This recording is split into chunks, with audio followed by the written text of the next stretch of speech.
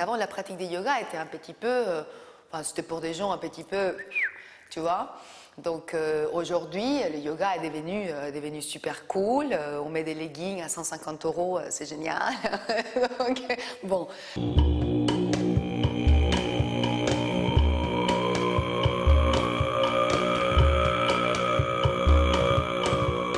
Cette histoire de mal-être est en réalité. C'est-à-dire que on vit dans une société où on nous demande de plus en plus d'être quelqu'un qu'on n'est pas. Donc du coup, vraiment, ça c'est une des bases du mal-être. C'est-à-dire qu'avec toute l'histoire des réseaux sociaux, on nous demande toujours de montrer qu'on est bien. Et donc du coup, des gens qui ne se posaient même pas la question se disent « Tiens, mais peut-être que je ne vais pas bien en fait. » You stole my heart of gold after my silver soul.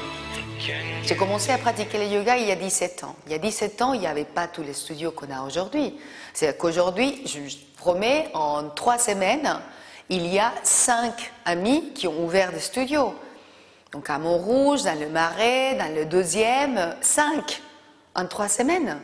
Je me dis, mais... Et en même temps, quand tu vas dans des villes comme New York, comme Los Angeles, même au Canada, tu as un studio dans toutes les rues et les studios fonctionnent, les gens y vont. C'est un outil pour mieux vivre et il faut que ce soit facile, c'est-à-dire que si tu as un studio en bas de ton boulot et que tu peux venir entre midi et 2, mais extraordinaire.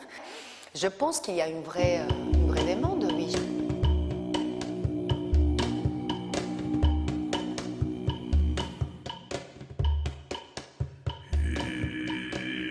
Par contre, oui. Il est très important de revenir à des pratiques simples. Et c'est là où on trouve le plus de bénéfices. Ce n'est pas un bougeon dans tous les sens. Sinon, écoute, c'est la même chose de se mettre sur un tapis, courir un cours, faire des étirements, ça te fait du bien. Ce n'est pas du yoga.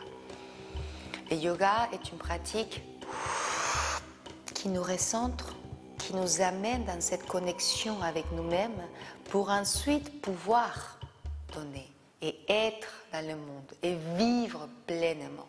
You stole my heart of gold after my silver soul. Can you take